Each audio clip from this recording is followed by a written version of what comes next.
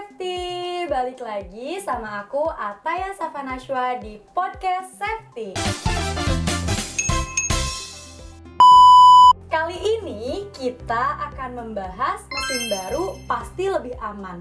Mitos atau fakta ya? Kita tanyain langsung ke ahlinya yuk. Bersama Pak Rusli. Halo Pak. Ya. Boleh Pak disapa dulu untuk penonton Siap. di luar sana. Baik, halo semua rekan-rekan sahabat safety yang ada di sana. Nah, Pak Rusli ini adalah ahli di bidang pesawat tenaga produksi. Oke Pak, kita ini kan di tema kali ini mengambil tentang tema mesin baru itu pasti lebih aman. Nah, itu tuh mitos atau fakta sih Pak sebenarnya? Baik, terima kasih Ayah. Sebelumnya, ini pertanyaan yang luar biasa, sangat menarik dan perlu diketahui semua oleh rekan-rekan di luar sana. Namun sebelumnya perkenalkan dulu nih, ada perkenalan kali ya. Ya.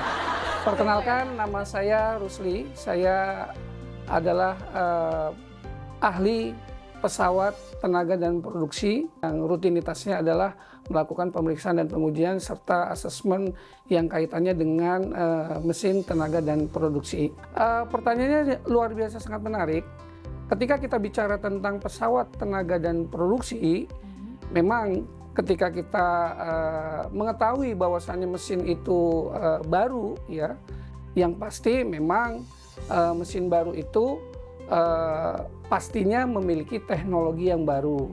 Ya, ketika mesin itu memiliki teknologi yang baru, pastinya ini akan terupdate, ya, baik itu dari safety device-nya, ya, kemudian keamanan lainnya, kemudian ada standarisasi yang juga terupdate dan terbaru, kemudian keadaan kondisi fisik atau komponen dari mesin baru itu pastinya secara fisik pastinya lebih optimal, dan karena komponen baru pastinya lebih presisi dan lebih baik tentunya.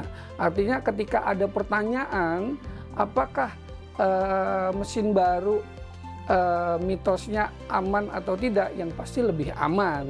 Karena kalau kita melihat mesin baru pastinya teknologi baru, standarisasi baru, kemudian kondisi fisiknya juga baru. Kondisi fisik artinya komponen-komponen yang ada di mesin produksi, mesin tenaga dan produksi itu pastinya baru juga. Namun nih ada tapinya ya. Jadi memang mesin baru juga harus diseimbangkan dengan sumber daya manusianya yang terupdate juga gitu. Karena dengan teknologi baru pastinya Sesuaikan ya. Betul. Artinya ketika mesin dengan teknologi baru, standarisasi baru, kemudian fisik baru, ini kan pastinya si operatornya juga kan harus diupdate juga ya, terkait dengan pengetahuan tentang teknologi di mesin itu seperti apa gitu kan. Kemudian SOP-nya juga harus diperbarui, artinya untuk sumber daya manusianya, operatornya juga memang harus dilakukan, harus dilakukan update juga terkait dengan teknologi baru itu. Artinya secara kesimpulan, ketika pertanyaan itu mitos atau fakta atau mitos, aman atau tidak dalam mesin baru, yang pasti lebih aman. Ya, secara umum memang lebih aman karena sudah diupdate ya. Begitu. Tapi nih Pak, apa aja sih faktor yang sebenarnya menentukan keamanan sebuah mesin tersebut Pak? Jadi memang kalau kita bicara faktor keamanan dalam sebuah pesawat tenaga dan produksi, memang banyak faktor. Namun diantaranya yang paling standar yaitu faktor ya pastinya faktor safety device ya. Kemudian faktor-faktor dari bagian-bagian mesin itu sendiri ya. Nah itu dan banyak faktor lainnya gitu kan. Tapi ya diantaranya seperti itu gitu kan, faktor device yang menjadi fundamental kalau kita bicara tentang ketiga itu sendiri begitu. Nah Pak Rusli ini kan udah lama banget ya bergelut di permesinan, di produksi gitu kan. Menurut Bapak nih Pak, apakah ada contoh kasus nggak sih di mesin baru yang justru memunculkan resiko baru di tempat kerja itu sendiri Pak? Iya, Pasti yang namanya potensi ya, potensi memang kaitan dengan potensi itu pasti berkenaan, Ada ya berkenaan dengan apa namanya risiko dalam sebuah tempat kerja, ya. Dan ini tidak menutup pada mesin baru atau mesin lama ya, terutama mesin baru kalau kita bicara tentang mesin baru. Nah, yang tadi disampaikan di awal, ketika teknologi baru ini harus diseimbangkan dengan sumber daya manusianya yang baru juga, artinya lebih tersosialisasi dan lebih apa namanya mengetahui tentang teknologi baru dalam mesin tersebut gitu kan. Jadi yang pastinya ketika ini tidak diseimbangkan dengan sosialisasi tentang teknologi yang terbaru dalam sebuah mesin itu, nah ini akan tidak ada keseimbangan dan resiko potensi terhadap kecelakaan kerja ini ya ini akan berpotensi ya ketika memang tidak diseimbangkan dengan pengetahuan dari operatornya itu sendiri. Jadi secara standarnya si operator harus tahu, kemudian teknologinya juga harus tahu, dan SOP-nya juga si operator juga pastinya SOP dalam sebuah mesin baru itu pastinya ada SOP yang perlu di-upgrade lagi, di apa namanya lebih didetailkan lagi ketimbang mesin yang lama. Pastinya banyak perubahan antara mesin lama dan mesin baru yang tadi saya bilang terupdate dalam teknologi gitu kan. Jadi harus tersosialisasi betul-betul baik standarnya ya, teknologinya, SOP-nya dan lain sebagainya, dan regulasinya juga pastinya harus tersosialisasi juga. Ya harus betul-betul harus betul-betul si operator itu mengetahui secara detail dari mesin terbaru tersebut gitu. Dari resiko. Betul, karena mesin terbaru juga kan biasanya performanya juga kan beda dengan mesin yang lama, baik secara kecepatan dan lain sebagainya, ini akan berpengaruh. Nah ini harus diketahui secara detail betul dari ke operatornya itu sendiri, dan harus dipastikan bahwasannya si operator itu betul-betul menguasai terhadap mesin baru tersebut karena teknologi baru dan lain sebagainya. Begitu. Seperti itu. Jadi kalau misalnya si operator tidak mengetahui SOP yang terbaru, teknologi yang terbaru, standarisasi yang terbaru dari mesin yang terbaru ini, ya, nah ini akan berpotensi dan sangat berpotensi terhadap kecelakaan kerja, ya di tempat kerja. Nah jadi dengan dia mengupgrade, ya, nah ini potensi terhadap resiko kecelakaan kerja ini akan ditekan gitu. Jadi tergantung dari keseimbangan antara mesin baru dan operator yang terupdate gitu. Berarti untuk pelatihan itu sendiri dan SOP untuk mesin baru dalam menjaga keselamatan itu penting banget ya Pak? Bukan luar biasa. Memang kalau kita bicara SOP dan pelatihan, memang disyaratkan dalam sebuah regulasi, khususnya di pesawat tenaga dan produksi, terutama di regulasi 38 2016 ya, dan juga Undang-Undang 170, itu dinyatakan memang setiap operator yang mengoperasikan sebuah pesawat tenaga dan produksi ini memang harus tersertifikasi. Tujuan ada undang-undang. Iya betul, itu mengikat kepada seluruh pengguna mesin tenaga dan produksi. Artinya operator yang memang nantinya diperuntukkan untuk operator menjalankan sebuah objek K3 pesawat tenaga dan produksi memang harus tersertifikasi. Karena dalam proses sertifikasi itulah diajarkan semua ya kaitannya dengan SOP sebuah mesin secara general, karena mesin pesawat tenaga dan produksi ini kan banyak jenisnya ya, banyak jenisnya. Nah, secara undang-undang itu dari jenisnya bermacam-macam itu, nah itu ada hal-hal yang fundamental yang harus diketahui oleh si operator pesawat tenaga dan produksi tersebut atau mesin produksi. Begitu. Jadi penting sekali yang namanya pelatihan dan SOP itu dimiliki oleh si operator itu sendiri. Dan tahapan untuk terbitnya sebuah SOP dalam sebuah mesin biasanya memang telah melalui riset ya dari mesin itu. Artinya ketika mesin itu didesain gitu kan, dibuat oleh produsen, artinya si produsen itu mengetahui betul secara detail ya, secara detail cara kerja, desain dan lain sebagainya, safety defense-nya seperti apa.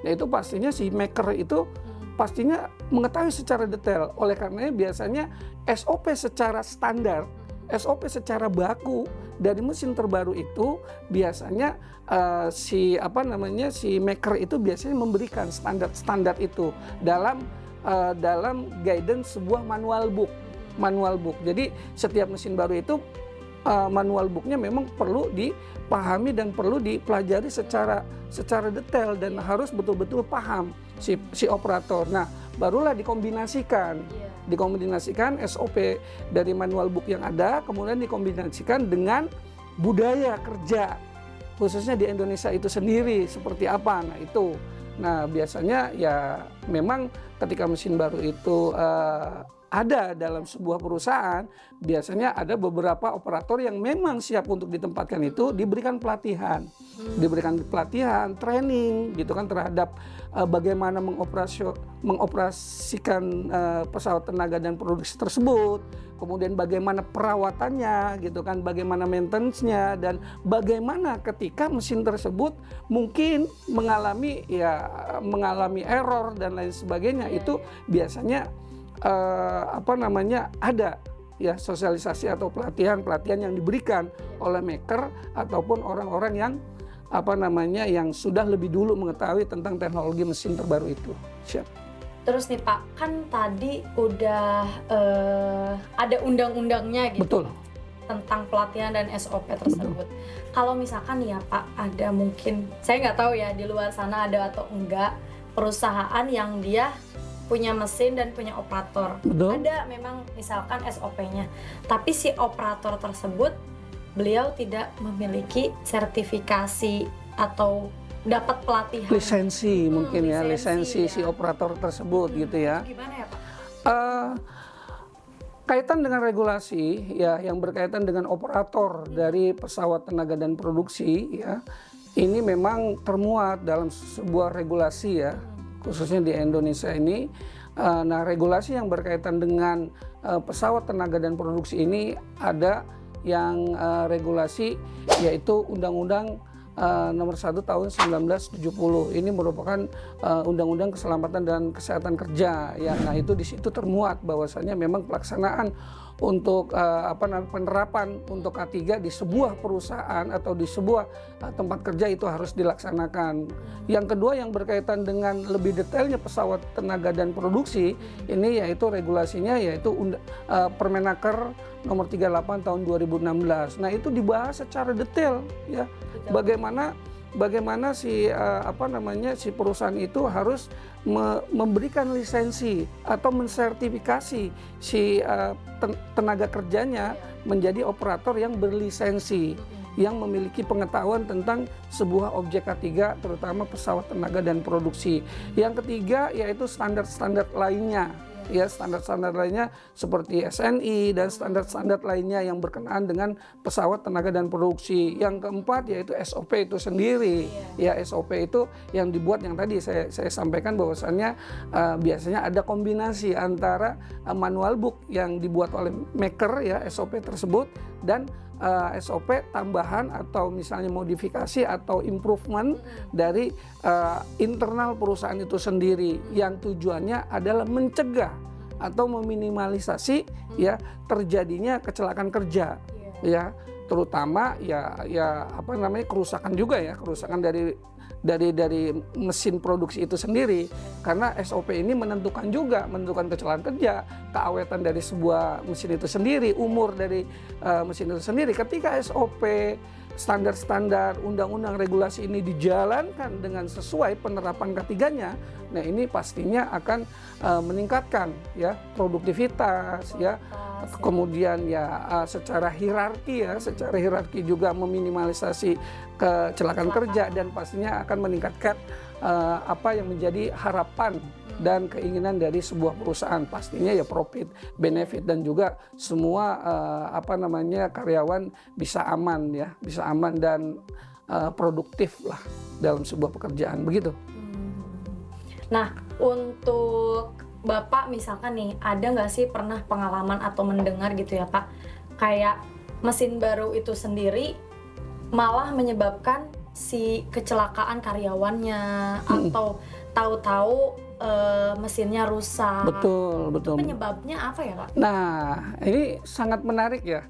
sangat menarik pertanyaan ini, dan memang ini hal atau kejadian yang memang perlu kita ketahui bersama. Dan ini harus kita jadikan sebagai hikmah dan pelajaran untuk kita semua, ya khususnya yang biasanya berkenaan atau berkecimpung dalam bersentuhan langsung dengan mesin pesawat tenaga dan produksi. Pastinya ya kejadian terjadinya kecelakaan kerja pada mesin yang baru umumnya itu terjadi yang pertama tadi yang saya sampaikan.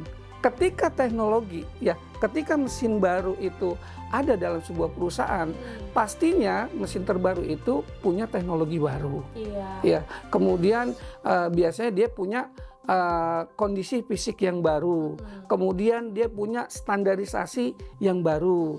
Nah ini ketika tidak dilakukan keseimbangan, kesesuaian, ya kondisi dari si operatornya, ya artinya adanya training, adanya istilahnya sosialisasi ya terhadap si operator tersebut ya. Nah ini yang akan menyebabkan potensi terjadi kecelakaan kerja, dan ini ya sering juga terjadi ya di perusahaan-perusahaan yang mungkin tidak memperhatikan atau mengenyampingkan pentingnya sebuah sosialisasi, pelatihan atau pengetahuan terupdate pada mesin yang terbaru tersebut, yang akhirnya mungkin, mohon maaf ya, mungkin karena dia kurang paham atau tidak tahunya cara setting, cara setting misalnya harusnya cara settingnya yang mungkin ada kekeliruan, akhirnya nabrak komponen mesin yang akhirnya berdampak kepada si operatornya. Ya, kemudian mesin error karena ada settingan dan lain sebagainya. Kemudian misalnya si operator itu menyentuh safety device atau sensor-sensor yang biasanya secara mesin terbaru biasanya agak sensitif. Nah ini hal-hal yang mungkin secara detail harus diketahui oleh semua operator, khususnya operator yang akan ditempatkan pada mesin terbaru tersebut, dan harusnya ada trial pada operator yang akan ditempatkan di mesin tersebut, dan dipastikan penanggung jawab atau perusahaannya harus memastikan betul si operatornya itu emang betul-betul paham atau enggak. Karena pastinya kondisi mesin terbaru dengan yang lama artinya pastinya semuanya akan berbeda secara teknologi ya, setting dan lain sebagainya gitu kan. Nah di samping itu juga kan mesin terbaru sama mesin yang lama biasanya punya kecepatan dan performa yang berbeda. Contoh misalnya mesin ini diproduksi oleh Jepang misalnya ya, makernya dari negara Jepang, kemudian dibeli oleh orang Indonesia gitu kan. Nah budaya kerja Jepang dan budaya Indonesia itu punya budaya kerja yang berbeda. Nah ini makanya perlu ada yang namanya asesmen kembali ya, harus dikaji, dianalisa kembali bahwasannya harus memang disesuaikan dengan kondisi operator, keilmuan dan lain sebagainya gitu. Nah kesesuaian inilah yang memang diharapkan bisa memaksimalkan dan tidak terjadinya kecelakaan kerja yang sama-sama kita tidak harapkan gitu. Jadi ya intinya ya seperti itu, ketika tidak ada keseimbangan, kesesuaian antara mesin terbaru dengan SDM-nya, si operatornya ini yang berpotensi terhadap kecelakaan kerja, seperti itu. Kan zaman sekarang tuh saya banyak banget gitu ya ngedengar berita di luar sana tentang kecelakaan kerja gitu ya, di perusahaan-perusahaan kecil maupun besar. Berarti itu mungkin di luar sana masih banyak kali ya Pak yang tidak patuh dengan undang-undang tersebut atau peraturan tersebut gitu ya Pak? Iya, betul. Jadi yang disampaikan oleh Bu Ataya bahwasannya kepatuhan atau penerapan K3 dalam sebuah perusahaan memang beraneka ragam, beraneka ragam. Kepatuhan yang diterapkan oleh sebuah perusahaan. Nah inilah yang bagian terjadinya kecelakaan kerja, penyebab penyebab terjadinya kecelakaan kerja. Oleh karena itu hadirlah sebuah perusahaan jasa K3 gitu. Hadirlah sebuah perusahaan jasa K3 di mana perusahaan jasa K3 ini membantu menganalisa mengasesmen yang mana dalam peraturan perundang-undangan juga PJK 3 itu ya, perusahaan jasa ketiga itu membantu untuk mengetahui kelayakan dari sebuah objek K3, baik itu pesawat tenaga dan produksi, pesawat angkut, pesawat uap bujana tekan, dan objek-objek K3 lainnya ya. Jadi sebetulnya ya, ketika misalnya PJK 3 ini dilibatkan untuk melakukan analisa atau asesmen terhadap objek K3, ini merupakan jaring pengaman terakhir sebetulnya ya, ketika memang penerapan K3 di perusahaan itu tidak dilakukan secara maksimal, karena perusahaan jasa K3 itu biasanya dalam sebuah laporan akhir pemeriksaan dan pengujian itu dilaporkan kondisi-kondisi baik yang layak maupun yang tidak layak dalam objek K3 itu sendiri. Ketika tidak ada temuan kondisi yang tidak prima, tidak baik, itu akan disampaikan dan akan direkomendasikan. Bahkan si ahli itu biasanya ketika memang ada temuan ya, dia memberikan improvement, rekomendasi dan lain sebagainya. Artinya ada win-win ya, ada solusi-solusi terhadap kondisi dari objek K3 tersebut gitu. Jadi penting sekali penerapan K3 dalam sebuah perusahaan itu betul-betul dilakukan secara maksimal dan optimal. Yang tujuannya adalah yang pertama meningkatkan produktivitas. Yang kedua yaitu pastinya mencegah terjadi kecelakaan kerja ya, dan selanjutnya ya banyak lagi ya manfaat dari penerapan K3 itu sendiri, di samping ya memperpanjang umur dari sebuah objek K3 khususnya mesin pesawat tenaga dan produksi itu sendiri gitu. Jadi kesimpulannya ya memang penerapan K3 ini harus betul-betul dilaksanakan secara maksimal. Artinya pemerintah ketika menghadirkan sebuah regulasi ini tujuannya adalah untuk semua, untuk keberlangsungan semua, betul, melindungi semua, seperti itu.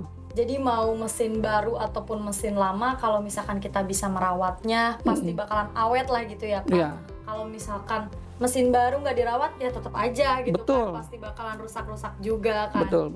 Jadi mungkin di luar sana nih ada banyak perusahaan yang membeli mesin baru mungkin ya Pak. Saya mewakili mungkin ya, itu mesin baru itu mesti diperiksa atau diriksa uji itu kira-kira jangka berapa waktu setelah pembelian Pak? Oh baik. Tujuan dari sebuah pemeriksaan dan pengujian sebenarnya adalah untuk mengetahui kelayakan ya, secara prinsip untuk mengetahui kelayakan dari sebuah mesin itu sendiri setelah si maker itu melakukan studi kelayakan ya, dan harus dipastikan secara regulasi. Artinya ketika mesin itu memang akan dioperasikan dalam sebuah perusahaan, itu harus terlebih dahulu secara peraturan ketentuan perundang-undangan harus terlebih dahulu dilakukan pemeriksaan dan pengujian. Oh malah mesin baru pun harus diriksa? Harus. Ketika sampai mesin terbaru itu sudah diinstalasi di sebuah perusahaan, ketika akan dia maspro atau akan dia produksi, maka terlebih dahulu harus dilakukan pemeriksaan dan pengujian, riksa uji ya, baik itu oleh pengawas langsung ataupun melalui perusahaan jasa K3. Karena memang secara regulasi, secara undang-undang kan memang ada yang disebut dengan pemeriksaan pertama, pemeriksaan berkala atau pemeriksaan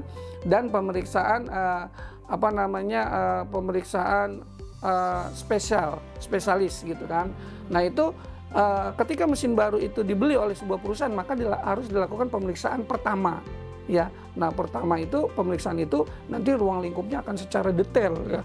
Baik itu pemeriksaan secara visual, kemudian ada uji fungsi dari komponen-komponen dari perlengkapan maupun safety device ya, safety tool, keamanan dan lain sebagainya, itu harus dilakukan uji fungsi secara detail. Apakah itu betul-betul berfungsi atau enggak? Karena kan kita juga nggak menjamin juga ya.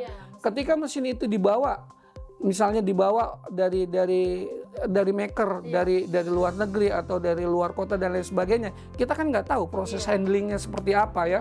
guncangan atau benturan dan lain sebagainya yang kemudian akan mengubah posisi, akan mengubah settingan dan lain sebagainya. Oleh karenanya perlu Operasi, betul harus dilakukan yang namanya pemeriksaan dan pengujian awal pada sebuah objek K3 ya, pesawat tenaga dan produksi tersebut. Jadi penting sekali ya, baik secara kelayakan maupun secara regulasi. Gitu. Jadi amanat undang-undang seperti itu harus dilakukan dan wajib, bukan harus, wajib dilakukan sertifikasi ya, seperti itu. Nah, mungkin untuk perusahaan-perusahaan di luar sana mungkin ya Pak yang mau melakukan pemeriksaan mesin baru ataupun mesin lama bisa langsung hubungi kontak di atas ini ya. Nanti kalau misalkan kalian akan memeriksa mesin produksi, mungkin nanti langsung ketemu dengan Pak Rusli, ahlinya langsung nih ya. Nanti juga mungkin kalau misalkan kalian mau nanya-nanya ya Pak, betul, bisa langsung tanya ke Pak Rusli tentang permesinan ya Pak. Betul. Terus kalau misalkan mau konsultasi gratis juga bisa ya Pak? Bisa, insya Allah bisa. Jadi jangan lupa untuk hubungi nomor di atas ini untuk kalian yang mau meriksa uji mesin kalian ataupun unit-unit yang lainnya yang ada di pabrik atau perusahaan kalian ya guys. Nah, untuk pemeriksaannya itu sendiri nggak hanya mesin produksi loh, ada juga pesawat angkat-angkut, pesawat uap bejana tekan, instalasi listrik, instalasi penyalur petir, instalasi proteksi kebakaran, elevator dan eskalator. Jadi kalau misalkan kalian mau riksa uji boleh langsung hubungi nomor di atas ini ya guys. Mungkin cukup sekian ya Pak, makasih banyak. Siap Ayah, terima kasih semua. Siap. Sibuknya ya Pak. Nanti mungkin kita main lagi ke sini membahas hal-hal yang lain ya. Siap. Karena Pak Rusli ini ilmunya banyak banget. Siap, terima kasih. Nanti kita berbagi lagi ilmu-ilmu yang bermanfaat. Cukup sekian dari aku. Assalamualaikum warahmatullahi wabarakatuh. Waalaikumsalam warahmatullahi wabarakatuh. Bye semua.